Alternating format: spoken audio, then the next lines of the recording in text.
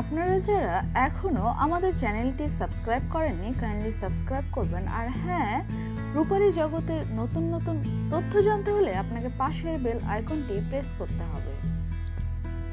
সম্পর্ক ভাঙা করার আরেক নাম রূপালী জগৎ, আর সেদিক থেকে বলিউডের জবাবই নেই। আজ এই জুটির মধ্যে সম্পর্ক তো কাল অন্য কারোর সাথে। একটি সম্পর্ক পরিপক্ক না হতেই নায়ক নায়িকারা জড়িয়ে পড়েন নতুন কোনো সম্পর্কে। সম্পর্ক ভাঙ্গা মানেই সেই একসাথে অভিনয়ে অসম্মতি, যার ফলে এই বিশ্বাসঘাতকতায় শিকার হয়েছে বলিউড জগৎ। বলিউডের এমনই কিছু বিশ্বাসঘাতক তারকাদের নিয়ে আজ আপনাদের সামনে আমাদের আয়োজন। বিশ্বাসঘাতক বলিউড স্টারের তালিকায় প্রথম সারিতেই রয়েছেন সাইফ আলী খান। সুন্দরী নায়িকাদের প্রেমে পড়তে খুব বেশি সময় নষ্ট করেনি এই অভিনেতা। চলচ্চিত্র জগতে প্রবেশ করেই তার থেকে বয়সে বড় অভিনেত্রী অমৃতা সিং এর প্রেমে পড়েন সাইফ আলী খান। প্রেমকে বিয়েতেও রূপ দেন এই অভিনেতা। দুই ছেলেমেয়ের জনক এই স্টার বাবা সাইফ আলী খান আবারও প্রেমে পড়েন রোজা ক্যাটলানের এবং যথারীতি বেজে গেল প্রথম বিয়ের বিচ্ছেদের ঘণ্টা। পরবর্তীতে খুব বেশি দিন সুন্দরী রোজাও ধরে রাখতে পারেনি এই প্রেমিক অভিনেতাকে। দুটি সম্পর্কের মধ্য দিয়ে আসা এই চার্মিং হিরো সম্প্রতি আবারও প্রেমে পড়ে বিয়ে করেন আরেক সুপারস্টার নায়িকা কারিনা কাপুরকে। এখন দেখার পালা কতটা বিশেষ তার সাথে তৃতীয় সম্পর্কটি ধরে রাখতে পারেন এই অভিনেতা। স্বামী সাইফ আলী খানের থেকে কোনো অংশে কম যান না কারিনা কাপুর খানও। পতৌদি পরিবারের এই বউ কারিনার রয়েছে একাধিক প্রেমের গল্প। ঋত্বিক রোশনের বিপরীতে কাহো না প্যার হ্যায় চলচ্চিত্র দিয়ে বলিউড জগতে অভিষেকের কথা অনুযায়ী বেশ কয়েকটি দৃশ্যে অভিনয় করেন বেবো, কিন্তু নানা জটিলতার কারণে প্রকৃতপক্ষে পুরো ছবিটি করা হয়নি এই অভিনেত্রী। কিন্তু তাতে কি, এরই মধ্যে বাতাসে ভাসতে থাকে ঋত্বিকের সাথে তার প্রেমের গুঞ্জন। যদিও বাল্যকালের প্রেমিকা সুজানকে বিয়ে করে অল্প সময়ে এই প্রেমের গুঞ্জনে পানি ঢালেন ঋত্বিক রোশন।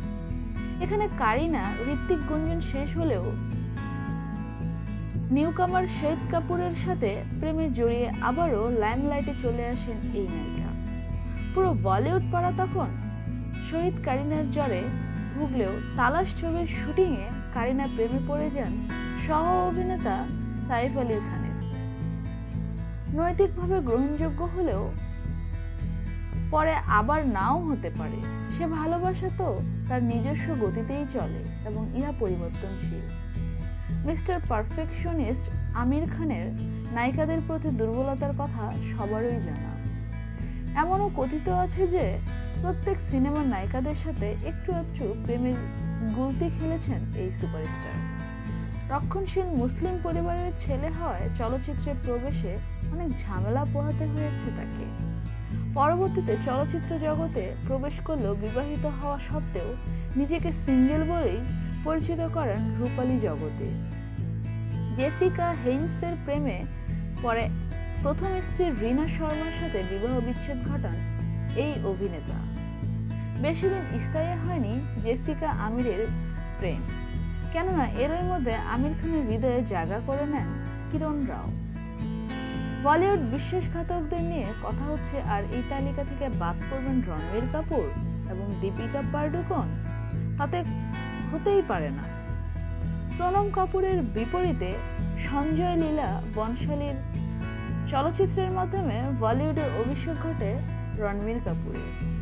প্রথম চলচ্চিত্রের নায়িকা সোনম কাপুরের সাথে প্রেমের সম্পর্কে বাদ সাধেন আরেক আবেদনময়ী নায়িকা দীপিকা পাডুকোন। কিন্তু দীপিকার সাথে প্রেমের সম্পর্কটিও স্থায়ী হয়নি, কেননা দীপিকার মন কেড়ে নিয়েছিল শিল্পপতি সিদ্ধার্থ মালিয়া, আর রণবীরের মন কেড়ে নিয়েছিল ক্যাটরিনা কাইফ। নতুন প্রজন্মের নায়ক নায়িকাই কেবলমাত্র বিশ্বাসভঙ্গের কারণে খবরে এসেছেন এমনটা নয়।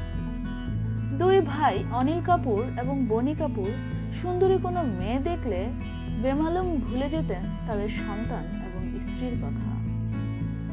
প্রযোজক বনি কাপুর প্রথম স্ত্রী অর্জুন কাপুরের মাকে ছেড়ে বিয়ে করেন শ্রীদেবীকে। ভিডিওটি অবশ্যই শেয়ার করতে ভুলবেন না, আর হ্যাঁ, লাইক কমেন্ট করে আমাদের পাশেই থাকবেন। ধন্যবাদ।